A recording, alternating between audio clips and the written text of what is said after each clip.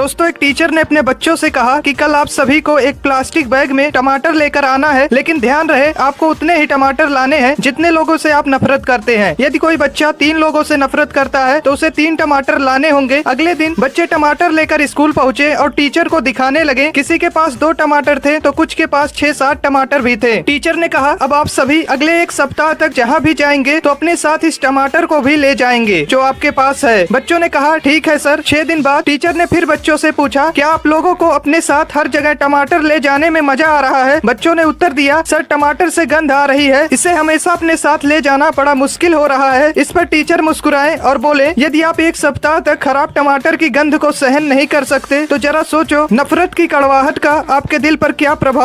एक रात एक चोर एक घर में घुसा, दरवाजा खोला तो एक बूढ़ी औरत सो रही थी। खटपट की आवाज से उसकी आंखें खुल गई। चोर घबरा गया, लेकिन बुढ़िया बोली, डरो मत बेटा, लगता है किसी मजबूरी के कारण तुम ऐसा काम कर रहे हो। कोई बात नहीं, अलमारी में एक तिजोरी है, उसमें का सारा पैसा और गहना तुम चुपचाप ले जाना, लेकिन पहले मेरे पास आकर बैठो। मैंने अभी अभी एक सपना देखा है, वह सुनकर जरा मुझे उसका मतलब तो बता दो। चोर बुढ़िया की बातों में आ गया और चुपचाप जाकर उसके पास बैठ गया। बुढ़िया ने कहा, बेटा मैंने देखा कि मैं एक जंगल में खो गई हूँ। तभी एक कौवा मेरे पास आया और उसने 3 बार जोर जोर से बोला, पिंटू पिंटू पिंटू। बस फिर सपना खत्म हो गया और मेरी आंखें खुल गईं। जरा बताओ इसका क्या मतलब हुआ? चोर सोचने लगा। इतने में बुढ़िया का बेटा पिंटू अपना नाम जोर जोर से सुनकर उठ गया और अंदर आकर चोर को जमकर पीटा। बुढ़िया बोली, बस करो, अब मत मारो। चोर बोला, नहीं नहीं, मुझे और मारो ताकि मुझे आगे से याद रहे कि मैं एक चोर हूँ, सपनों का मतलब बताने वाला नहीं।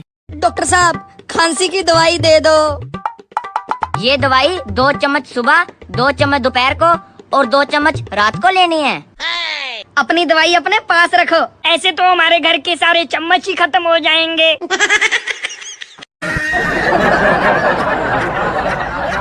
दोस्तों, एक अमीर किसान ने मरते समय अपने 3 बेटों से कहा, मैंने अपने बेड के नीचे कुछ छिपा रखा है, मेरे मरने के बाद उसे निकाल लेना। किसान मर गया। उसके बेटों ने बेड के नीचे खुदाई की तो उन्हें 3 बर्तन मिले और एक सोने की ईंट। पहले बर्तन में मिट्टी था, दूसरे में गोबर और तीसरे बर्तन में था 100 रुपए की नोट। तीनों भाई को समझ नहीं आ रहा था कि वह बंटवारा कैसे करें। तीनों अपनी समस्या लेकर एक अंकल के पास गए। अंकल बहुत ही चालाक और होशियार था। उसने कहा, आपके पिताजी बहुत होशियार थे, इसीलिए उन्होंने बंटवारे का यह तरीका निकाला था। पहले बर्तन में मिट्टी है, इसका मतलब है कि बड़ा बेटा सारे खेत लेगा। दूसरे बर्तन में गोबर है, इसका मतलब दूसरा बेटा गौशाला लेगा। तीसरे में पैसा है, यानी किसान के बैंक में जो पैसे हैं वह सबसे छोटा बेटा लेगा। उन तीनों ने कहा, अंकल इसका बंटवारा तो हो गया, लेकिन इस सोने के ईंट का क्या होगा? अंकल बोला, आपके पिताजी को पता था कि बंटवारे के दोस्तों, एक राजा के बगीचे में एक अंगूर का बेल था और उस बेल पर एक चिड़िया रोज आकर बैठती थी। वह मीठे अंगूर को खाती थी और खट्टे अंगूर को नीचे गिरा देती थी। एक दिन राजा ने उसे पकड़ लिया। चिड़िया बोली, राजा मुझे छोड़ दो, मैं आपको ज्ञान की 4 बातें बता सकती हूँ। राजा ने कहा, बताओ, फिर मैं तुम्हें छोड़ दूंगा। चिड़िया बोली, पहली बात, हाथ में आए शत्रु को कभी नहीं छोड़ना चाहिए। दूसरी बात, असंभव बातों पर कभी विश्वास नहीं करनी चाहिए। तीसरी बात, बीती हुई बातों पर कभी पश्चाताप नहीं करना चाहिए। चिड़िया बोली, राजा चौथी बात बड़े ध्यान से सुनना, लेकिन पहले मुझे जरा ढीला छोड़ दें, क्योंकि आपके हाथों में मेरा दम घुट रहा है। राजा ने जैसे ही हाथ ढीला छोड़ा, चिड़िया तुरंत उड़कर एक पेड़ पर बैठ गई और बोली, राजा चौथी बात यह है कि मेरे पेट में आधा किलो का हीरा है, यदि तुम मुझे मार दिए होते तो वह तुम्हारा होता। यह सुनते ही राजा को बड़ा दुख हुआ। राजा की हालत को देखकर चिड़िया बोली, राजन, आपने मेरी बातों को नहीं माना, मैं आपका शत्रु था, फिर भी आपने मुझे छोड़ दिया। मैंने बताया था कि असंभव बातों पर विश्वास नहीं करना। मैंने आपसे कहा कि मेरे पेट में हीरा है।